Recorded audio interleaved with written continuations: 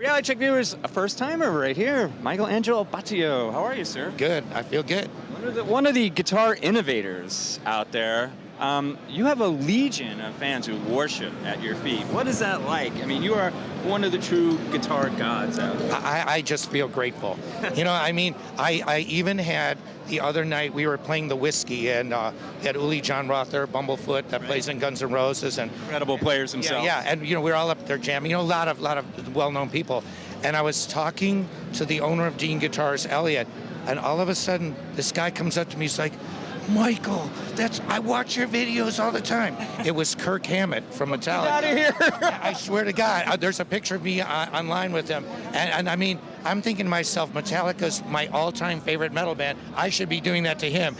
But he was coming up to me like, dude, man, you're awesome. How do you do that? And it was like a fan coming to me. That's awesome. And you're a fan of his. And he's a fan of, yeah, and I mean, I'm grateful. So you never take that stuff for granted. How did you come up with doing the two guitar necks at the same time? That's a great question. There is a jazz saxophonist. He's passed away, named Rahsaan Roland Kirk. He's blind, and he not only played saxophone but a lot of different instruments, clarinet.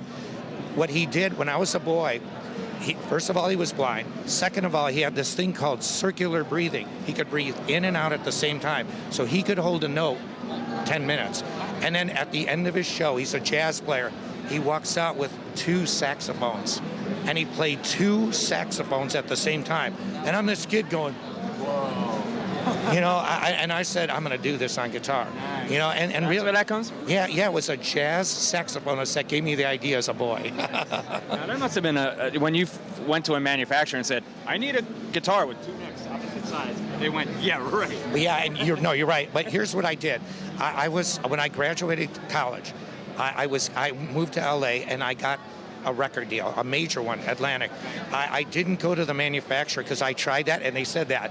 And actually it was Hamer Guitars and Dean Guitars that were from my hometown of Chicago.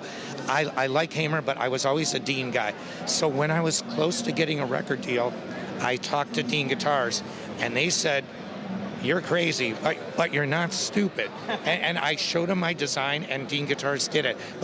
And part of it was I was being signed to Atlantic Records, so I helped. Yeah, I had a little bit of backing, so they knew I wasn't some crazy nut, So, but that's a great question. Yeah. Where do people go to find that and everything else you do? Yeah, my website is angelo.com, and my music's available everywhere, digitally everywhere.